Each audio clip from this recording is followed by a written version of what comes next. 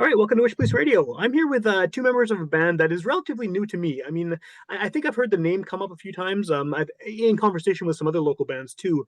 But until I heard your album relatively recently, you were kind of a new project on my radar. So I think the best way to start this off is if the two of you want to first of all introduce yourselves and what you do in the band, and then just give a bit of background about where you're coming from as a group, because I think you might be new to a lot of the listeners of the show. Yeah, we are Velvet Blitz. We're like probably we started 2019, and there was like a lineup changes here and there, and then but with the recent lineup, it's just started last 2021, I think. That right, Norm? The recent Um, lineup was in yeah, 2021. it must have been 2021. Yeah, because Yes. it's a year and a half since we've been talking. Yeah, so it's been a Yeah. year and a half for us, and then we released an independent album on online music streaming like Spotify, Apple, and everything like that. Yeah.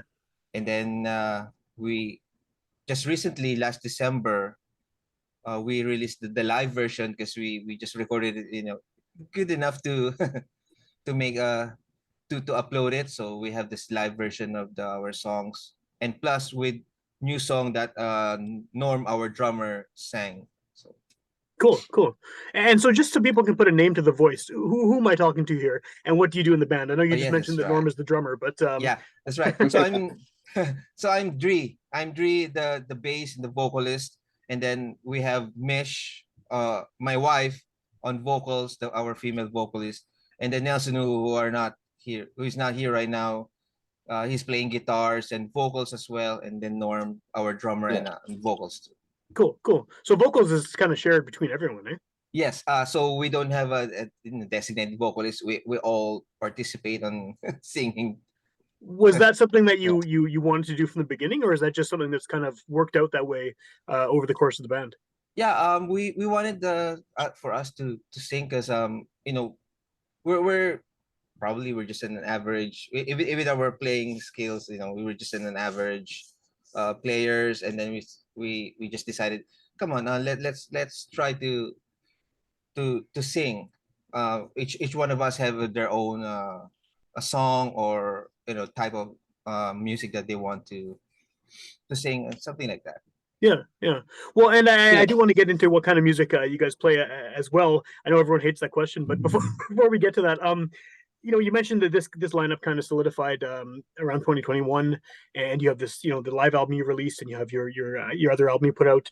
This is all kind of right in the middle of the pandemic, which is, I'm sure you're sick of talking about it. I'm sick of talking about it. Everyone is, but how hard was it Yeah. to kind of get a band together and get these recordings made and get music released during this time when there was so much uncertainty, and when everyone sort of, getting together even was difficult to rehearse, let alone play shows or, Yes, or that's record true. music? So what was that like for the band?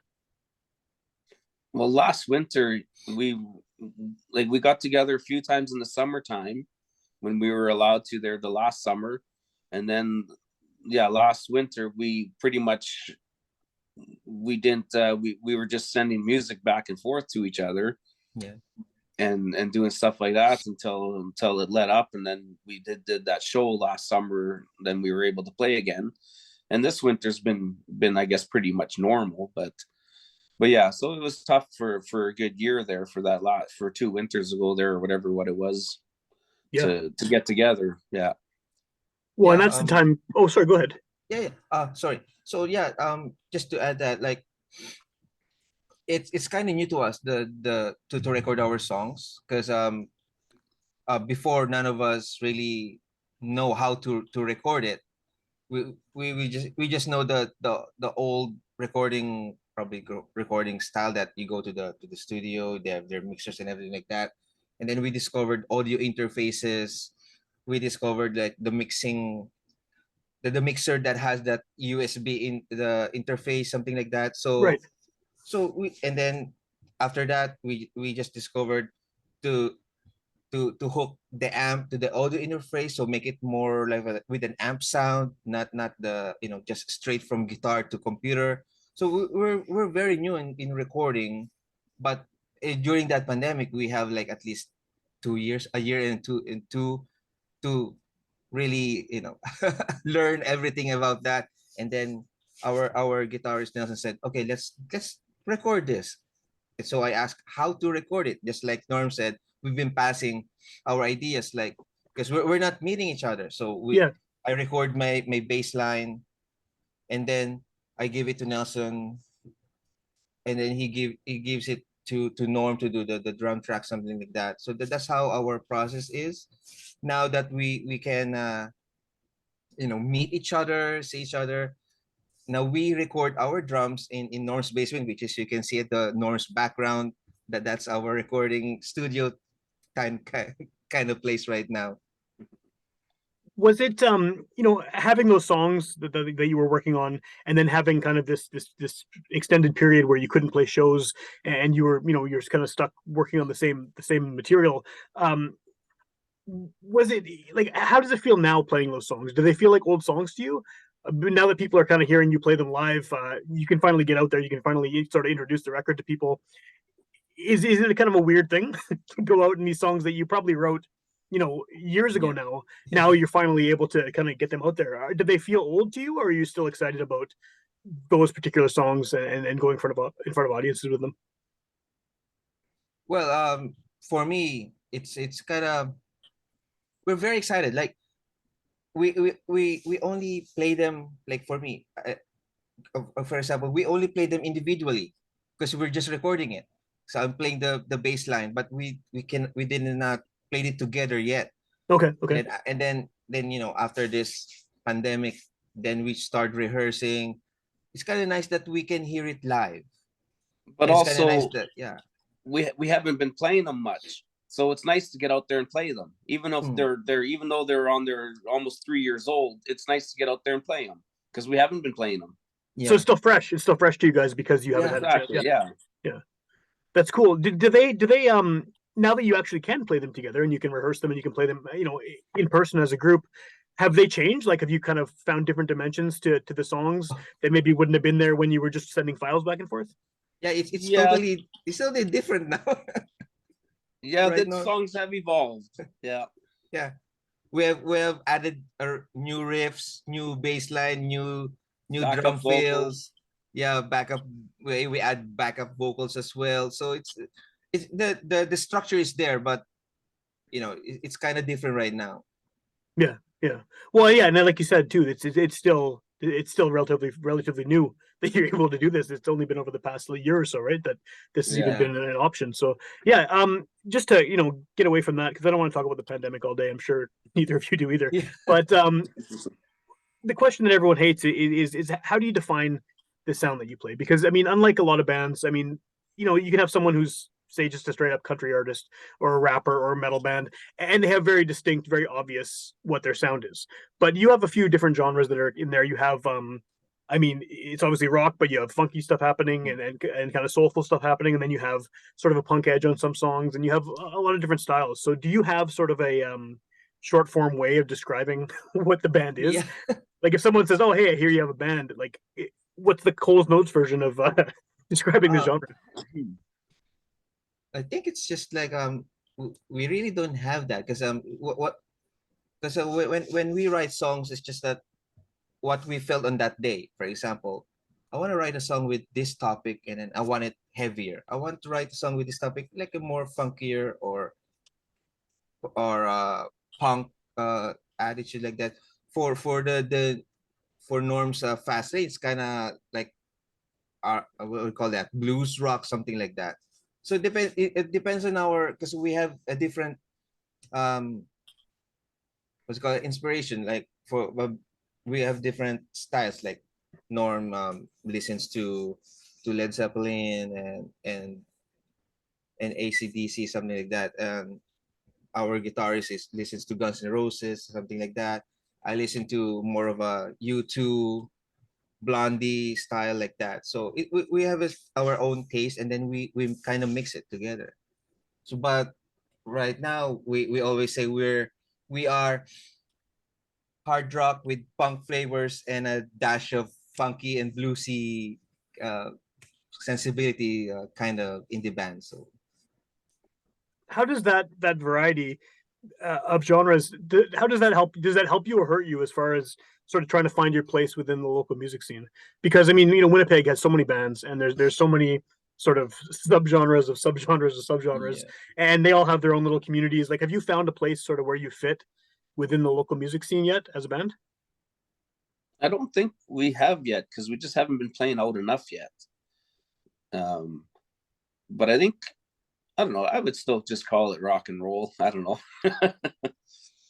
Yeah. But that's Yeah, straightforward enough, right? I mean, rock and roll, they Yeah. definitely, yeah. Probably Yeah. like indie rock band that's about it, and then all the subgenre will come out. Yeah. Well, and I guess Yeah. it's a positive too, right? Because you have different elements, and they can potentially get you different shows. I mean, if you have the funk side of things, maybe you can play with other bands that are funkier. You can play with heavier bands because you have the hard rock and you have the punk elements, and yeah. I mean, that nebulousness is not necessarily a bad thing to have as a band. Yeah, because we don't want to be stuck in one genre, because it's like, oh, they're hard rock, and all the musics are hard rock. Like we want to reach, audiences, different types of audiences more. Yeah. So that's why, like, we are heading to that different genres, as much as possible, that when we are writing songs. Cool.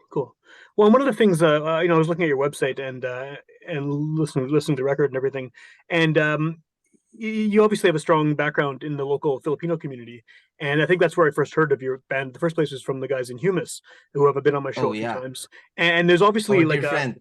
yeah, they're Yeah, a our great dear band, friend. great guys, and Yeah. there's like seems like there's a really cool community of local musicians sort of around the larger Filipino community in Winnipeg.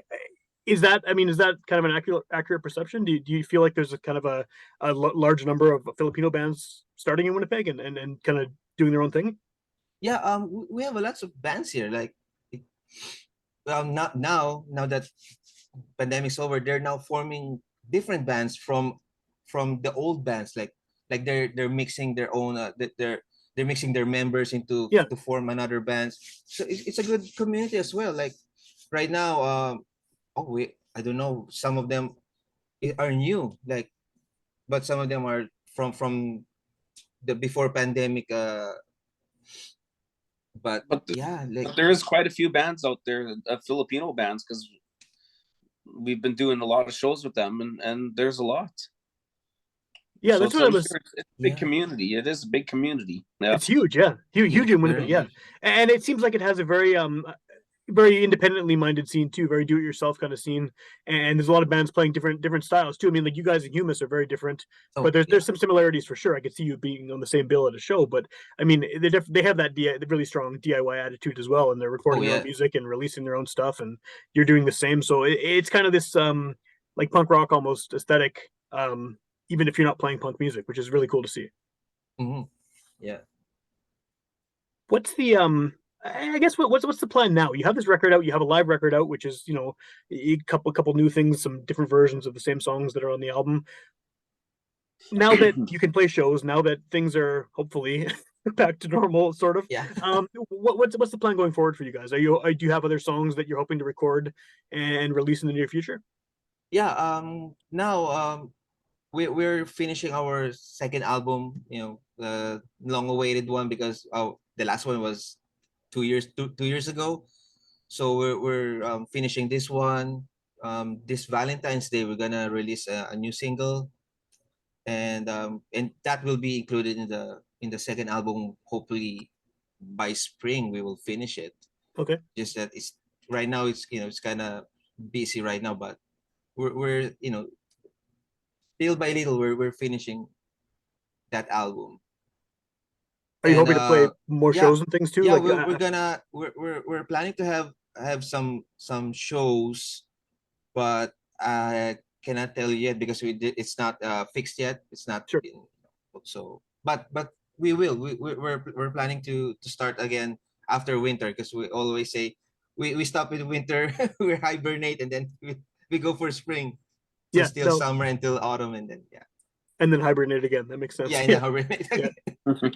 Now that you have this kind of time that you've pandemic or otherwise, you've written these songs, you've recorded them, you've played them, you've playing shows. How has the sound of the band kind of evolved? I know you said that it's evolved from kind of the days when you were sending files back and forth, but for someone who's heard the first record, what do these new songs sound like in comparison? Like, would you say there's an obvious difference or an evolution in what the sound is from album 1 to album 2? Well, I wasn't drumming on the first album. Well, you might be the best guy to ask that then. I mean, as someone who, would have heard the first one and then come in and added your own thing to it. Yeah, so I'm thinking this second one, it's a little bit heavier, the drumming. So I think the album's some of the songs are gonna sound pretty heavy. Yeah. So I think that might be the biggest difference. Yeah.